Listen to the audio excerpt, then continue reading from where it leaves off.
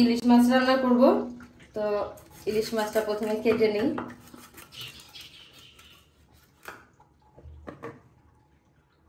পেটে মনে হয় ডিম হয়েছে মাছটার। এই যে ডিম বের করে নিছি পেট থেকে। এখন মাছটা পিস পিস করে কেটে নিব।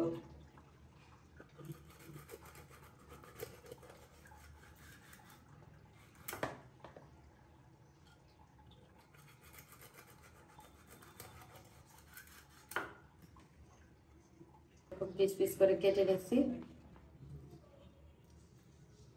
সবগুলো মাছ ধুয়ে নিব ভালোভাবে।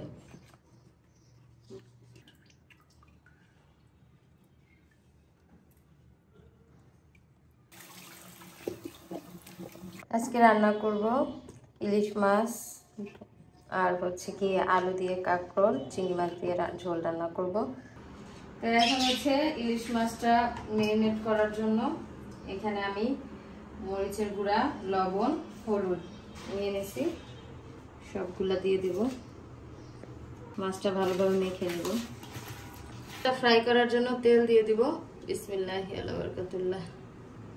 মাছগুলো দিয়ে দিব। বিসমিল্লাহি আলা বারাকাতুল্লাহ।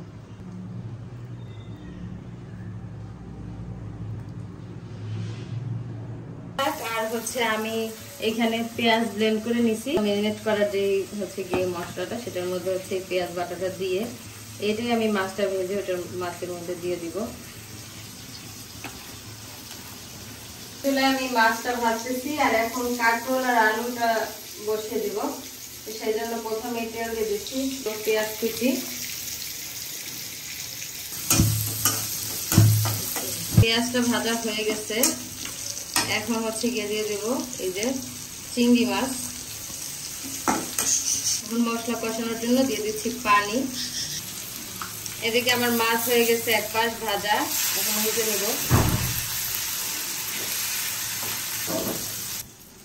এগুলো সব উল্টে নিচ্ছি। এখন হচ্ছে গিয়ে পেঁয়াজ বাটা দিয়ে সব ফাঁকে ফাঁকে দিয়ে দিব। দিয়ে তারপরে অপর পাশটাও ভেজে নিব। প্রথমে দিয়ে দিব বাটা মশলা। এখানে আদা, রসুন আর হচ্ছে গিয়ে পেঁয়াজ পেস্ট করে দিছি। ধনিয়ার গুঁড়া নিচ্ছি, ধনিয়ার গুঁড়া, হলুদের গুঁড়া, মরিচের গুঁড়া আর লবণ স্বাদ মতো। ভালোভাবে কষিয়ে নেব। কষানোর জন্য মশলাটা কষানোর জন্য দিয়ে দিয়েছি। আর এখন আমার ইলিশ মাছ রান্না প্রায় হয়ে গেছে, ভাজা হয়ে গেছে অপর পাশ। এখন পানি দিয়ে দিচ্ছি, ঢাকা দিয়ে দিচ্ছি। আর এদিকে মশলাটা কষিয়ে নিচ্ছি। এই যে মশলা কষানো আমার হয়ে গেছে। এখন হচ্ছে পানি দিয়ে দিব। বিসমিল্লাহি রাহমানির রাহিম। পানি দিয়ে দিয়েছি। এখন ঢাকনা দিয়ে ঢেকে পানিটা গরম করে নিব। যে পানি গরম হয়ে গেছে। এখন হচ্ছে গিয়ে কাঁকরোল আর আলু দিয়ে দিব। বিসমিল্লাহি আলা বারাকাতুল্লাহ। এখন ঢাকনা দিয়ে ঢেকে একদম সিদ্ধ হওয়া পর্যন্ত রান্না করে নেব। এখন কাঁচামরিচ দিয়ে দিচ্ছি।